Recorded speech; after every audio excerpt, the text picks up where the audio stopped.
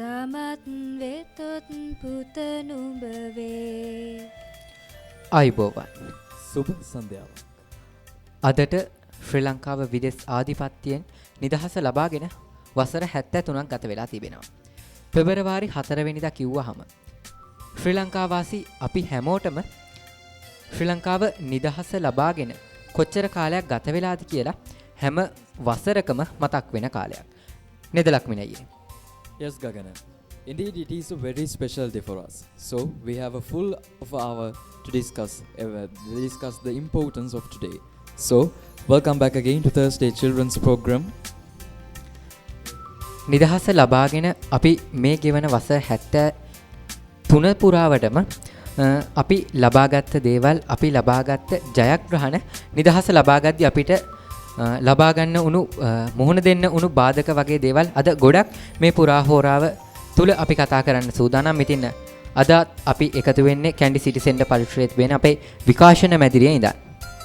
Yes, Gagana, we have to remind that we earlier did our program in the Kandurata FM studio. So recently we moved on here today to our in the late last year we also came to live view for here from the Kandy City Center special studio. So we are back here again. ඔව් ලක්මියයි. නිදහස ලබාගෙන තියෙද්දි අපිට හැමදාම හිතෙන දෙයක් තමයි නිදහස කොහොමද අපි ඵලදායීව ගත කරන්නේ. ඉතින් 73 වසර පුරාවටම අපි විවිධ බාධක වලට මුහුණ දුන්නා. නේද තරුෂිකාක්කි? ඉතින් මේ කාලය ඇතුළත නිදහස අපිට දැනෙන්නේ කොහොමද? දැන් අපි ත්‍රස්තවාදී ආක්‍රමණ ගොඩකට මුහුණ දුන්නා. ඒ දේවලුත් එක්ක අපිට දැන් වර්තමානයේ නිදහස දැනෙන්නේ කොහොමද? ඔව් ගගන මල්ලි. නිදහස කියන එක මං හිතන්නේ එක විදිහකට දැනෙන දෙයක් නෙවෙයි. සිතට, ගතට, කයට මේ හැම දෙයකටම සිතුවිලි වලට පවා මේ නිදහස කියන දේ දැනෙන දෙයක්. ඉතින් අපි කවුරුත් කැමති නැහැ හිර වෙලා ඉන්න. හිර වෙලා ඉන්න අපිව පාලනය කරනවට කාගේවත් යටතට ලක් වෙලා ඉන්න. ඉතින් මං හිතන්නේ මේ නිදහසත් එක්ක අපේ මනස, ගත මේ හැම දෙයක්ම දැන් නිදහස්. ඔව්. ඒ තරුෂිකා අක්කා නිදහස ගැන හිතන දේ. ඉතින් අපි කේසර ගෙනුත් අහමුකෝ කේසර නිදහස ගැන මොකද්ද හිතෙන්නේ? ඔව් ලක්මිනා. තරුෂිකා අක්කා කිව්වා වගේම අපි කවුරුත් කැමති නෑ නිදහසක් නැතුව ඉන්න. මිනිස්සු විතරක් නෙවෙයි සතාසිව් පවා කැමති නෑ නිදහසක් නැතුව හිර වෙලා කූඩු වෙලා ඉන්න. ඉතින් ඒ විදිහට අපි වසර ගණනාවක් ගෙවලා මේ ආකාරයට දැන් නිදහස ලබාගෙන වසර 73ක් ගත වෙලා ඉවරයි. ඉතින් මේ අභිමානවත් නිදහස අද අපි මුළු ලංකාවම රටක් එක ජාතියක් විදිහට සමරවුවා. ඕකේ සර්. ඉතින් අපි පුරා හෝරාවක් අපිට තියෙනවා නිදහස් දිනය ගැන කතා කරන්න. ඉතින් අපි නිදහස් දිනය ගැන කතා කරන්න මත්තෙන් සුන්දර ගීතයකට සවන් දීලා ඉමු.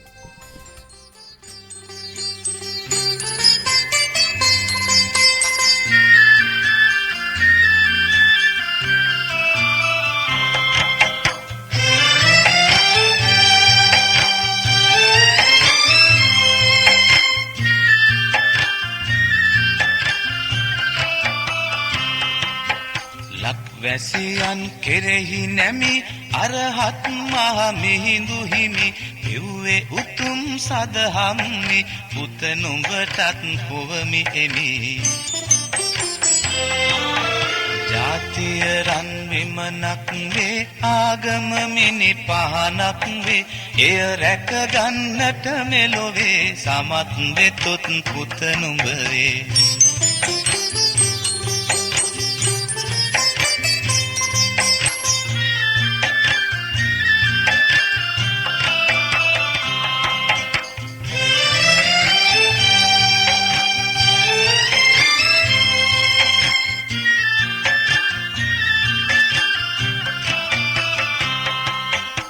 බඳු උතුම් ලංකාවේ දසතින් දුසිරිත් බෝවේ මේ ගැන වැඩ කොළොත් නොවේ නුඹෙත් මගෙත් නම කියවේ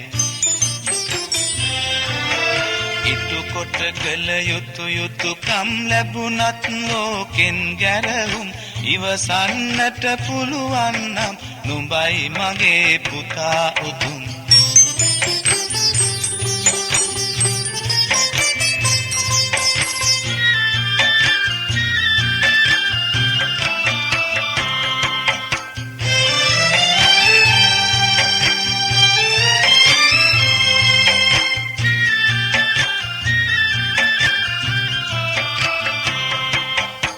තමන් ලැබූ දිවි පෙවෙතේ කොටසක් රට සමය වෙතේ උද නොකොලොත් නුඹෙන් පුතේ මෙලොවට කිසි පලක් නැතේ මේ ගැන වැඩ කොට ඉමහත් ලැබෙන දුකත් හිරිහැරයත් නිවනට සරි කොට සිතතොත් නුඹයි මගේ පුතා සමත්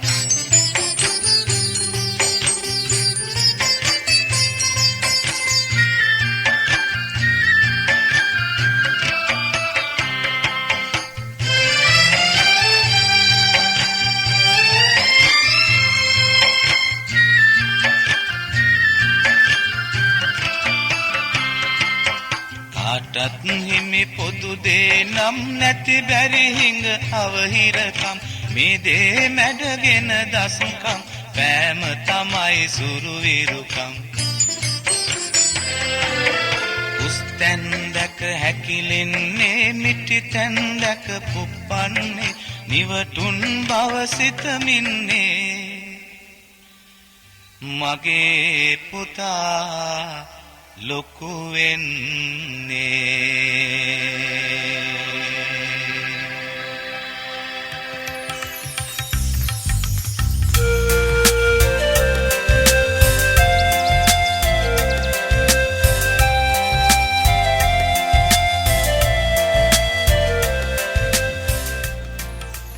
හරි අපූරු ගීතයක් නේද ගගන මල්ලි මේ නිදහස ගැන කියවෙන්නේ කි.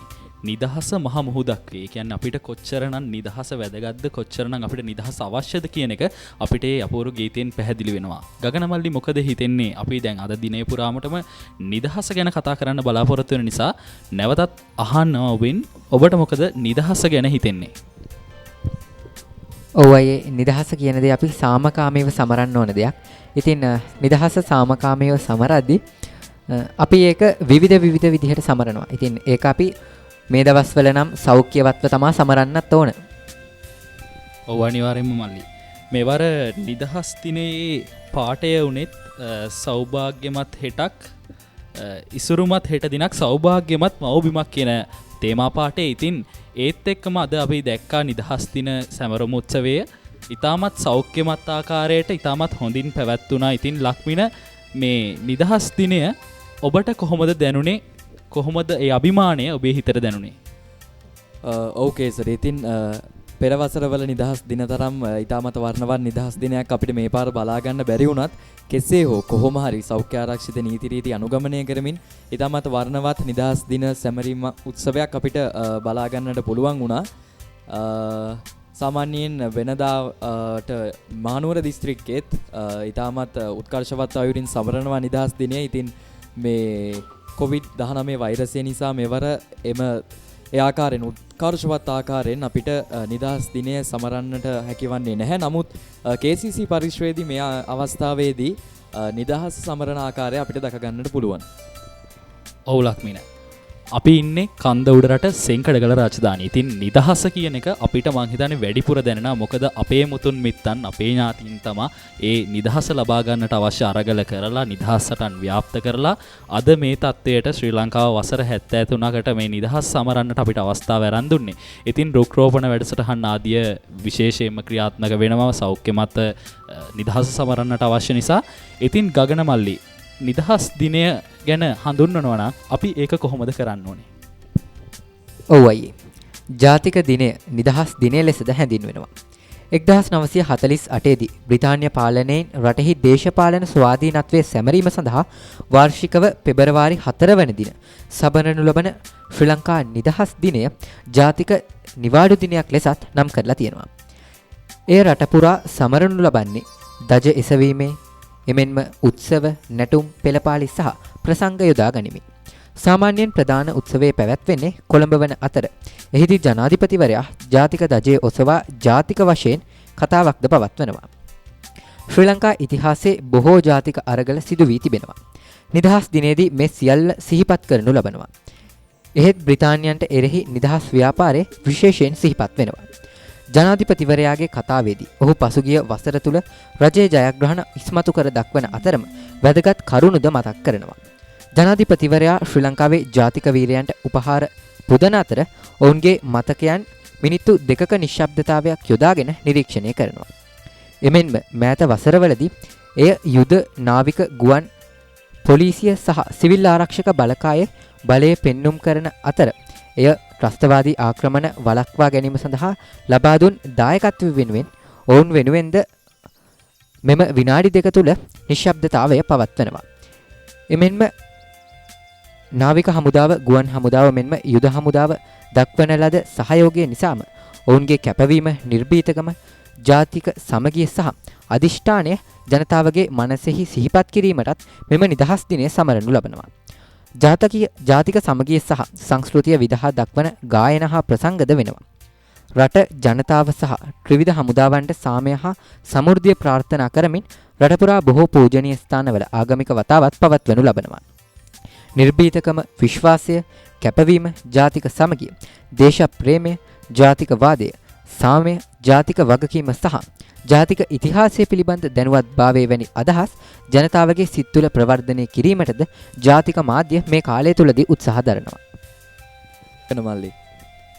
Yes, Gaganamalli, and I think Gaganamalli delivered all the details that you all need to know about the National Day. But otherwise, I will also read out to you the details of the National Day from English language.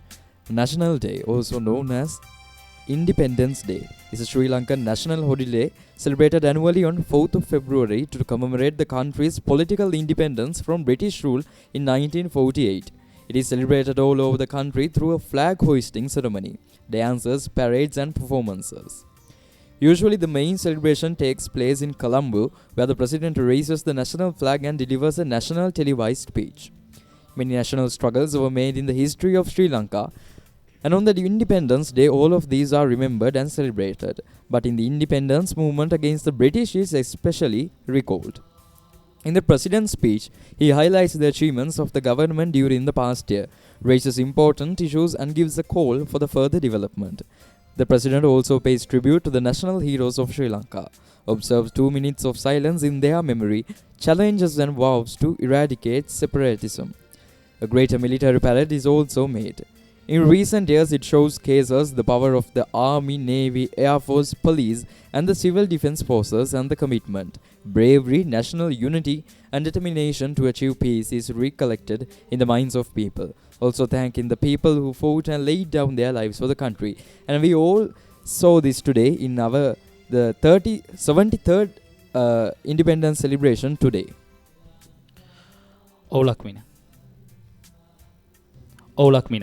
ඉතින් ඒ විදිහට අපේ ජාතික දිනය ගැන කතා කරද්දී එහෙම නැත්නම් නිදහස් දිනය ගැන කතා කරද්දී අපි බොහොම වටිනා රාජ්‍යයක හිමිකරුවන් අපේ මේ ශ්‍රී ලංකාව කියා ගන්නට බැරි තරම් වටින සහ ඒ අපේ ශ්‍රී ලංකාව තුළ තිබෙන විවිධාකාර වූ වටිනාකම් නිම කළ නොහැකි ආකාරයේ වටිනාකම්. ඉතින් ඒ නිසාම ශ්‍රී ලංකාවට විවිධ අවස්ථාවලදී විවිධ ජාතීන් වලින් විවිධ කරදර බාධක ආක්‍රමණ පැමිණෙනවා. ඉතින් පෘතුගීසි, ලන්දේසි, ඉංග්‍රීසි කියන මේ ජාතීන් තුනම ශ්‍රී ලංකාව ආක්‍රමණය කරන්නට උත්සාහ දරනවා. නමුත් පෘතුගීසි සහ ලන්දේසීන් ඉක්මනින් පළවා හැර ගන්නට ශ්‍රී ලංකාවේ අපේ ජාතික වීරයන්ට පුළුවන් වෙනවා. නමුත් ඉංග්‍රීසීන් ඉතාමත් උපක්‍රමශීලීව ශ්‍රී ලංකාවේ බලය තහවුරු කරගන්නවා. ඒ අවස්ථාව ගත්තහම ශ්‍රී ලංකාව කියන්නේ මං කලිනුත් සඳහන් කළා ඉතාමත් වටිනා රාජ්‍යයක්. ඉංග්‍රීසීන් 1796 සිට 1815 දක්වා ශ්‍රී ලංකාවේ මුහුදුබඩ ප්‍රදේශ පාලනය කරනවා.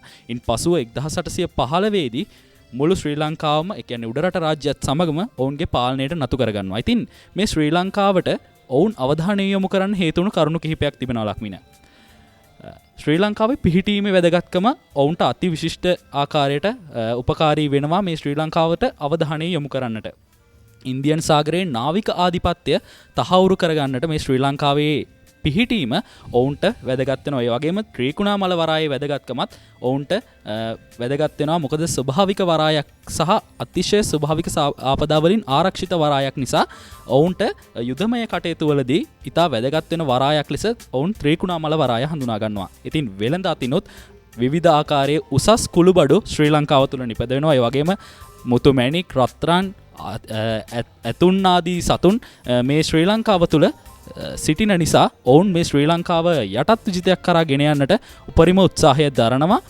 ඒ ආකාරයෙන් තමයි මේ මූලික පියවර මේ මූලික අධියර මේ ශ්‍රී ලංකාවට බ්‍රිතාන්‍යයන්ගේ යටත් විජිතයක් කරාගෙන යාමට අවධානය යොමු වන්නේ. ඉතින් අපි අද දවස පුරාවටම ලක්මින මේ හෝරාව පුරාවටම මම සූදානම් අපි පුංචි යාළුවන්ට මේ බ්‍රිතාන්‍යයන්ගේ යටත් විජිත පාලන සමයේ ඉවර අවසාන වන තෙක්ම කොහොමද අපේ ජාතික වීරයන් කටයුතු කළේ යන වග පැහැදිලි කරන්නට. ඕකේ සර්, ඉතාමත් වැදගත් ඓතිහාසික තොරතුරු කිහිපයක් අපේ පුංචි යාළුවොත් එක්ක බෙදාගත්තේ. අනිවාර්යෙන්ම අපේ පුංචි යාළුවන්ට ඉතාමත් වැදගත් වෙයි.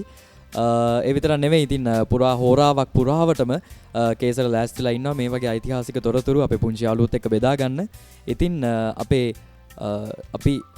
තරුෂිකා අක්කගේ ලස්සන ගීතයකට සවන් දීලම අපි ඒ වගේ තොරතුරු කිහිපයක්කට නැවත සවන් දෙමු. සසර වසන තුරු නිවන් දකින තුරු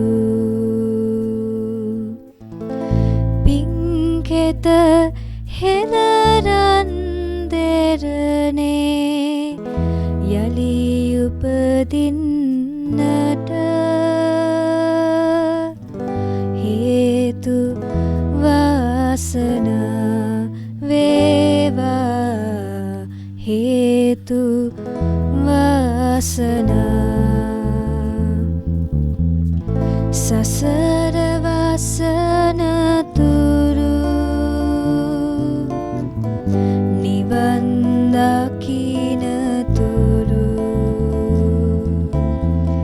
සසර වසන තුරු නිවන් දකින තුරු පිංකෙත හෙළරන් දෙරනේ යලි උපදින්නට හේතු වාසනා වේවා හේතු වාසනා රත්නමාලි සැකිරණයි මහවෝ සෙවණයි තිසාවැවයි සීගිරියයි මගේ උරුමයයි රත්නමාලි සැකිරණයි මහවෝ සෙවණයි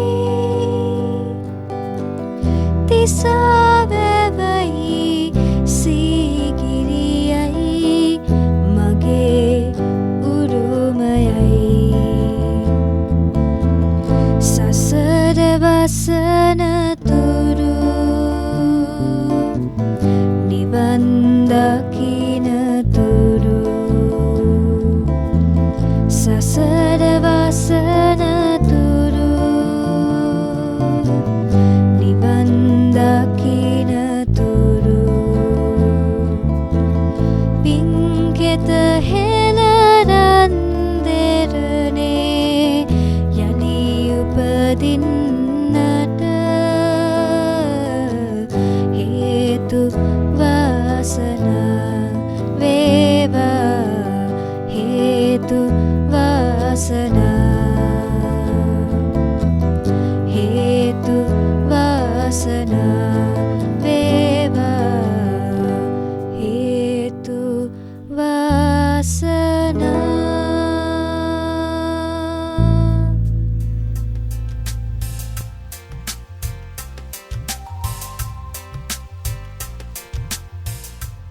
ඉතාමත් මිහිරි ගීතයක් ඒ අයුරින් ගායනා කළ අපේ තරුෂිකා අක්කා. ඉතාමත් අර්ථයක් තියෙන, ඉතාමත් විශාල අර්ථයක් ගැබ් වෙලා තියෙන ගීතයක් තමයි ඒ ආකාරයෙන් අපේ පුංචි යාළුවෝ හැමෝම සවන් දුන්නේ. ඉතින් ඒ ආකාරයෙන් තරුෂිකා අක්කා තවත් ඒ වගේම ඒ තරම් තරුෂිකා අක්කේ මිහිරි කටහඬින් තවත් ඒ වගේ ගීත ගායනා කිරීමට ලෑස්ති වෙලා ඉන්නවා. ඉතින් අපි අද කතා කරන්නේ අද විශේෂ දිනයක්. අද පෙබරවාරි 4 වන දින, අද ශ්‍රී ලංකාවට නිදහස ලැබූ දින. ඉතින් ඒ පිළිබඳවත් කතා කිරීමට අපේ යාළුවෝ, අපේ පුංචි යාළුවන්ට තොරතුරු ගෙනීමට අපි සූදානම් වෙලා ඉන්නවා. ඉතින් දැන් කේසර ලෑස්තිලා ඉන්නවා ජාතික දජය ගැන කතා කරන්න. ජාතික දජය කියන්නේ ශ්‍රී ලංකාව නිරූපණය කරන ශ්‍රී ලංකාවේ ලාංඡනයක්. ඒ කියන්නේ ජාතික දජය කියන්නේ. ඉතින් මේ ජාතික දජය ගැන තොරතුරු අපේ පුංචි යාළුවන්ට අරගෙන එන්න කේසර ලෑස්තිලා ඉන්නවා. ඔව් ලක්මින. අපේ ජාතික කොඩිය කියන්නේ ශ්‍රී ලංකාවේ අනන්‍යතාවය පෙන්වන එක් සංකේතයක්. ඉතින් මේ ජාතික කොඩිය 1948 දී පැවති ජාතික කොඩියට යම් යම් වෙනස්කම් සිදු කරලා 1953 සහ 1972 යන වර්ෂවලදී යම් යම් වෙනස්කම් කිරීමෙන් ඊටමත් අලංකාර සහ ඊටමත් අර්ථවත් ස්වභාවයකට අපේ වියතුන් ජාතික කොඩිය නංවා ගන්නවා. ඊටමත් විචිත්‍ර ජාතික කොඩියක්. මේ ලෝකයේම තිබෙන ජාතික කොඩිය අතරින් අතිශයින්ම විචිත්‍රම ජාතික කොඩියක් ලෙස තමයි ශ්‍රී ලාංකික ජාතික කොඩිය අපි හඳුන්වන්නේ. ඒකට හේතුව තමයි මේ ජාතික කොඩියේ විවිධ සංකේත භාවිතා කරලා තිබෙනවා ශ්‍රී ලාංකීය ජාතික කොඩියේ. මේ සංකේත නිකම්ම භාවිත කරපුවා නම් නෙවෙයි. මේවට විවිධ වූ අර්ථ ගණනාවක් තිබෙනවා. ඉතින් ඒ අර්ථ ගැන තමයි අද මම ඔබට කියන්නට යන්නේ, අපි පුංචි යාළුවන්ට කියන්නට යන්නේ. ඉතින් ඔබට ඉස්සරලාම ජාතික කොඩිය දැක්කහම පැහැදිලිවම දකින්න පුළුවන් දේ තමයි සිංහයා. මේ රත්රන් පැහැති සිංහයා නිරූපණය කරන්නේ ශ්‍රී ලාංකික ජාතියේ ශක්තිය සහ උදාරත්වය. ඒ කියන්නේ සිංහල ජනවර්ගය තමයි සිංහයා විසින් නිරූපණය කරන්නේ. ඒ වගේම සිංහයා වටා පිහිටි බෝකොළ 4 සතර බ්‍රහ්ම විහරණ, මෙත්තා, කරුණා, මුදිතා, උපේක්ඛා කියන මේ සතර බ්‍රහ්ම විහරණ නිරූපණය කරනවා. ඒ වගේම මේ සිංහයා අතැතිව තිබෙන කඩුව ජාතියේ ශ්‍රේෂ්ඨත්වය සහ ජනතාවගේ බලපරාක්‍රමය නිරූපණය කරනවා. ඒ වගේම මේ සිංහයාගේ හිසේ ඇති රැලිගෙසුණු කෙස්, ආගමික පිළිවෙත්, ප්‍රඥාව සහ ධානය කියන ලක්ෂණ නිරූපණය කරනවා. ඉතින් ලක්මින පැහැදිලි වෙනවා නේද? පුංචි දෙයකින් පවා මේ ජාතික කොඩියේ සෑම පුංචි දෙයකින්ම පවා යම්කිසි විශාල වූ අර්ථයක් නිරූපණය වෙනවා. ඉතින් ඒ වගේම සිංහයාගේ කේශර, එහෙමත් නැත්නම් රැවුල පවිත්‍ර වචන නිරූපණය කරනවා. ඒ වගේම සිංහයාගේ නාසය බුද්ධිමත් බවත් නිරූපණය කරනවා. ඒ වගේම ගත්තහම කඩුවේ මිට ලක්මින කඩුව ශ්‍රේෂ්ඨත්වය නිරූපණය කරද්දී කඩුවේ මිට වාතය, ජලය, ගින්දර සහ පොළව යනාදියෙන් සමන්විත මේ ශ්‍රී ලාංකීය ස්වයංපෝෂිත බව නිරූපණය කරනවා. ඒ වගේම සිංහයාගේ ඉදිරිපාද දෙකෙන් සම්පත් පරිහරණයේදී නිවැරදි බවත්, තැඹිලි පැහැති තීරුවෙන් දෙමළ ජනවර්ගයත්, කොළ පැහැති තීරුවෙන් මුස්ලිම් සහ අනිකුත් ජනවර්ගත්, කහ පැහැති කොඩිය වටා ඇති මායිමෙන් සියලුම සංස්කෘතීන් සමග සහයෝගයෙන් කටයුතු කරන ස්වභාවයත්, තද රතු පැහැති පසුබිමෙන් බහුතර සිංහල ජනතාවත්, කෙස් 8ක් සහිත සිංහයාගේ වල්ගයෙන් ආර්ය අෂ්ටාංගික මාර්ගයත් නිරූපණය කරනවා. ඉතින් සිංහයාගේ වල්ගයෙන් පවා ඊටමත් ගැඹුරු වූ අර්ථයක් දෙන බුදුදහමේ ආර්ය අෂ්ටාංගික මාර්ගය නිරූපණය වෙනවා. ඉතින් ලක්මින ඊටමත් විශිෂ්ට ලෙස තමයි මේ ජාතික කොඩිය, ශ්‍රී ලංකාවේ ජාතික කොඩිය ඊටමත් අලංකාරවත්ව, විචිත්‍රත්ව සහ ඉතාමත් අර්ථවත්ව තමයි අපේ ජාතික කොඩිය නිර්මාණය කරලා තියෙන්නේ. ඉතින් ඒ ශ්‍රේෂ්ඨත්වයේ ප්‍රෞಢත්වයත් සමග අපේ ජාතික කොඩිය වගේම අපේ ජාතියේ ප්‍රෞಢත්වයත් විදහා දක්වන බව තමයි අපේ අදහස. ඔව් අයියේ. ඔව් අයියේ. ජාතියේ ප්‍රෞಢත්වය අපිට ඉතාමත් හොඳින් විදහාන ගොඩක් දේවල් තියෙනවා. නේද අයියේ? ඕ මල්ලි අනිවාර්යයෙන්ම. ඉතින් ශ්‍රී ලංකාව කියන්නේ මේ ස්වයංපෝෂිත රාජ්‍යය දැන් නිදහස ලබලා අපි නැවතත් මතක් කරන්නේ වසර 13ක් ගෙවිලා ඊටමත් සංවර්ධන තත්ත්වයකට පැමිණලා ඊටමත් හොඳින් අපේ රාජ්‍ය ශ්‍රී ලංකාව දියුණු වෙමින් පවතිනවා. ඔව් අයියේ. ඉතින් මේ පුරා හෝරාව ඇතුළත නිදහස ගැන ගොඩක් තොරතුරු අපේ යාළුවොත් එක්ක අපි කතා කරන්න සූදානම්. ඉතින් දැන් අපි තරුෂිකාකිගේ තවත් රසවත් ගීතයකට යමු වෙන්නේ මේ සූදානම.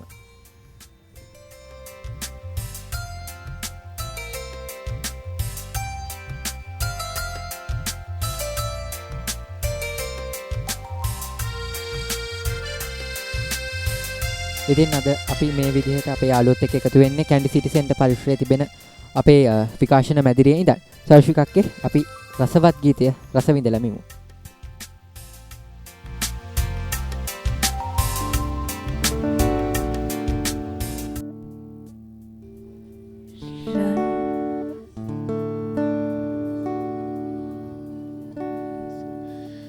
රන් මලක් ලෙස දෙව් බඹුන් දෝතින් පිදුමේ පින්බිමේ පස් පිඩක් ගිලිහි නොයන්නට ඇත සිව්කොනේ නෙත් පුරා එක හීනයේ මුළු ලෝකයා නිදනාරයේ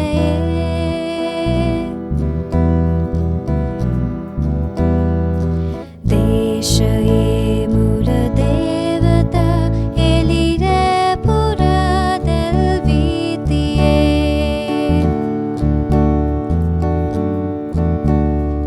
ලෙහි හොවා වැඩු සිය පුතුන් අත අවිදරා වැද රණ මතින්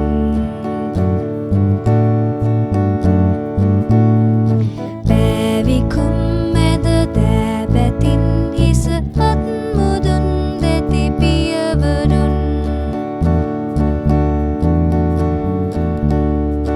මව්බිමේ හිමිකම් පතා තම දිවි පිදූ කල ඒ පුතුන් තුන් හෙලේ හැම මව්වරුන් ලය කිරි එරී ඇත උන්නමින්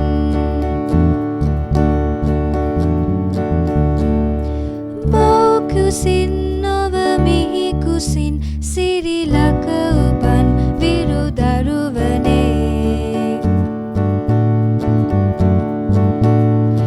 අපි ඔබෙන් නව පණ ලබා මෙහි යලි උපන්නෙමු අද දිනේ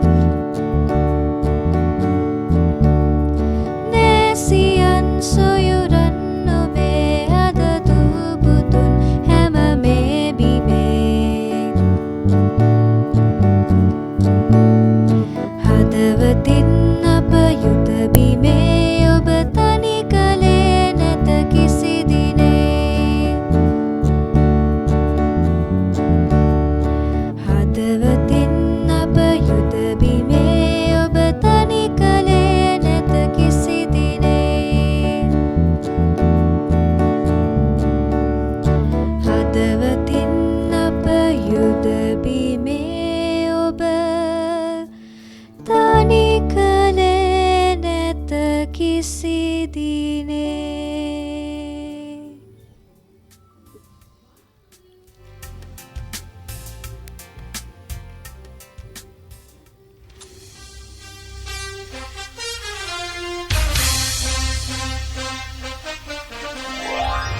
අයිබෝවන් මේ බ්‍රහස්පතින්දා ළමා ගුවන් විදුලියයි ලොව වටා පුවත් සංස්කරණය සහ ප්‍රකාශය කේසර බණ්ඩාර ඇතිපොළ ප්‍රථමයෙන් පුවත් සිරස්තල මියන්මාර කුමන්ත්‍රණයට එරෙහිව එරට සෞඛ්‍යාංශ වර්ජනයක ජගත් මහලේකම්ගෙන් ලෝක ප්‍රජාවට ඉල්ලීමක් රුසියාවේ දහසකට අධික ප්‍රමාණයක් පොලිස් භාරයට පුවත් සවිස්තරාත්මකව ප්‍රජාතන්ත්‍රවාදීව බලයට පත් අවුන් සාන් සුකී ඇතුළු දේශපාලන නායකින් අත්අඩංගුවට ගැනීමට සිදු කළ කුමන්ත්‍රණයට විරෝධය දක්වමින් එරට සෞඛ්‍යාංශ වර්ජනයක් තියත් කර තිබේ. අත්අඩංගුවටගත් අවුන් සාන් සුකී ඇතුළු පිරිස රඳවාගෙන ඇති ස්ථානයක් පිළිබඳ කිසිදු තොරතුරක් තවමත් වාර්තා වී නොමැති අතර රටවල් රැසකින් ඇයව නිදහස් කරන ලෙස බලපෑම් එල්ල කරමින් සිටින බවයි විදේශ වාර්තා සඳහන් කළේ.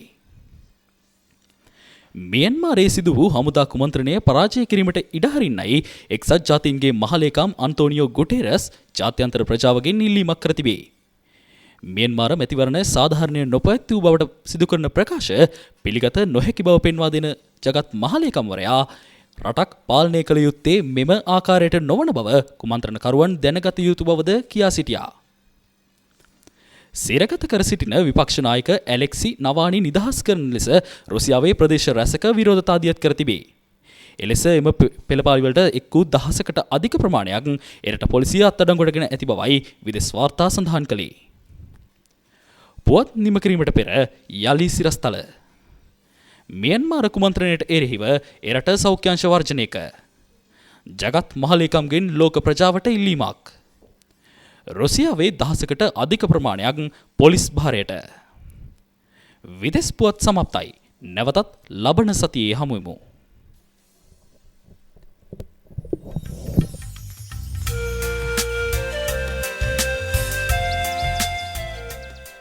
විදෙස් පුවත් වලින් අනතුරු අපි සූදානම් අපේ ලක්මිණ අයියත් එක්ක එකතු වෙලා ඉංග්‍රීසි පුවත් විකාශයට යොමු වන්නට.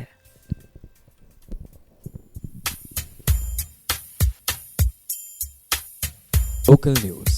News read by Lakshmina Dulan. First, news in brief. The President graces the 73rd Independence Day ceremony at the Independence Square. Entertainment tax on local cinema waived off for 2 years. A significant development has recorded in the information and telecommunications sector in the country. Now let's move to the news. Sri Lanka celebrated the 73rd Independence Day at the Independence Square this morning under the patronage of President Gotabaya Rajapaksa. This year's Independence Day celebrations was held under the theme A Brighter Tomorrow, A Prosperous Motherland. The head of state was accorded a warm welcome by the Speaker Mahinda Abebewardena, Minister Chamal Rajapaksa and General Kamal Gunaratne. The ceremony officially commenced following the arrival of the local and foreign dignitaries and singing of the national anthem and the Jayamangala Gatha. Earlier, the President has instructed to hold this year's Independence Day celebrations in accordance with the COVID-19 health guidelines and in a simple manner.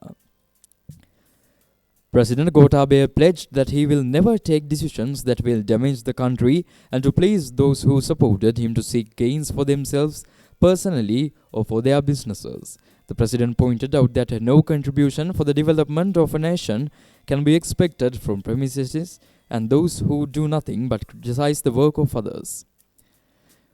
Prime Minister Mahinda Rajapaksa has decided to waive off the entertainment tax on the Sri Lankan cinema industry for the years 2021 and 2022. The Prime Minister's office stated that the Premier took the decision considering the requests made him by industry professionals in the country. Accordingly, the relevant ministries have granted permission to waive off the entertainment tax from the Sri Lanka cinema during 2021-2022, covering the whole island. A significant development has recorded in the information and telecommunications sector in the country. The Finance Minister says that a significant development can be seen at the information and telecommunications sector in the country. Overall services sector in the country has developed from 2.1% at the third quarter of the last year compared to the second quarter, with the development of 16.5% increase in the information and telecommunications sector. The total revenue of the sector in the third quarter of the last year was 48 billion rupees. One of the main reasons for this increase is the work from home and distance learning methods used by the school children. That's the end of the today's news program. Be right back at next week news program. Until, have a nice week.